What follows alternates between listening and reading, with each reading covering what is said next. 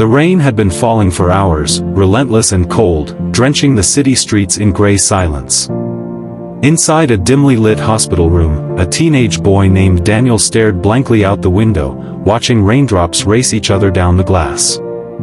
The hum of medical machines filled the background, but he barely heard them anymore. The once vibrant, athletic 17-year-old was now paralyzed from the waist down. One accident, just one, had changed everything. And yet, this is not a story of defeat. It's the story of Daniel's rise. Just a few months earlier, Daniel had been the star of his high school's soccer team. He had dreams, scholarships, championships, maybe even a shot at the pros. He was fast, focused, and fiercely passionate. Everyone admired his dedication and discipline. Coaches praised him, teammates depended on him, and his parents beamed with pride. Life, at that time, seemed perfectly on track. Then came the accident. A reckless driver ran a red light while Daniel was crossing the street after practice. In seconds, dreams shattered, bones broke, and the boy who once ran like the wind was told he might never walk again. The doctors called it a miracle that he even survived. But Daniel didn't feel lucky. He felt broken. For weeks, he refused to speak. Physical therapy sessions came and went, but he barely participated. He pushed away friends, ignored his coach's messages, and avoided looking at his own reflection. His father, once his biggest cheerleader, sat quietly at the edge of the room, helpless. His mother cried behind closed doors. It was Daniel's younger sister, Maya, who finally broke through the silence. She was just 10, but her voice carried more strength than anyone expected. One evening, she sat beside his bed with a handmade drawing of him in a superhero cape, standing tall and smiling. "This is you," she said. "Because superheroes don't quit." Something shifted that night. Maybe it was the innocence in her voice. Maybe it was the unwavering belief in her eyes. But Daniel couldn't ignore the flicker of warmth that lit inside him. For the first time in weeks, he felt something other than pain. That flicker became a flame. The next morning, he asked the nurse to bring the therapy team early. He wanted to try again. It was not easy. Nothing about recovery was. His muscles trembled with every movement. His arms ached from using the wheelchair. The therapy sessions were grueling. He fell, he cried, he cursed. But he kept going. Day after day, week after week. Not because he believed he would walk again, but because he refused to let the accident define him. One day, during a particularly hard session, the therapist asked, "What drives you, Daniel?"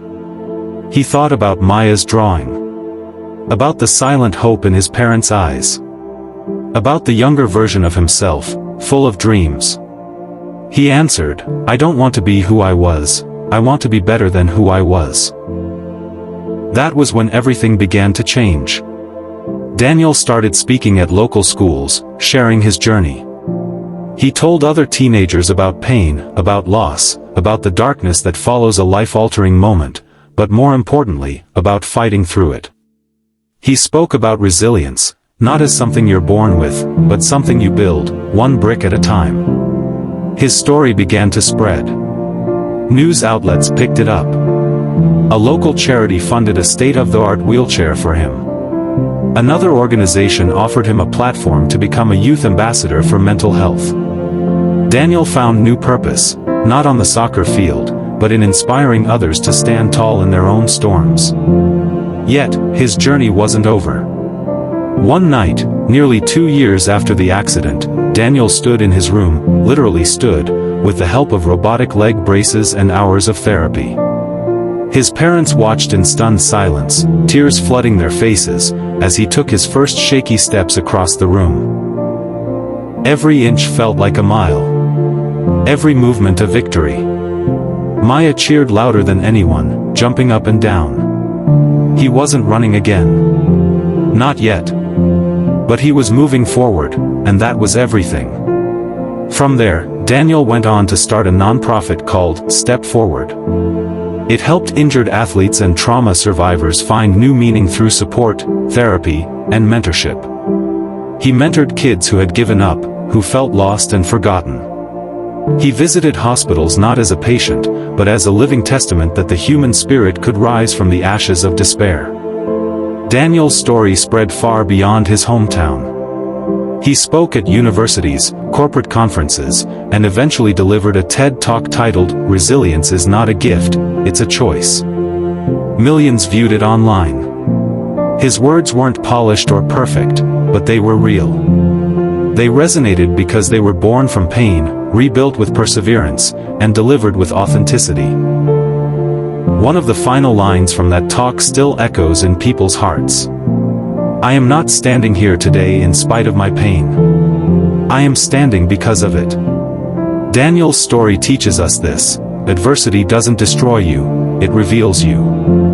Pain may knock you down, but resilience helps you rise. The road is never straight, and progress often feels invisible, but every small step matters. Every breath, every choice to fight back, is proof that strength lives within. So the next time life shakes your world, when your plans fall apart, when darkness surrounds you, remember Daniel. Remember that resilience is not about being unbreakable. It's about rebuilding even when you're broken. This is the power of resilience.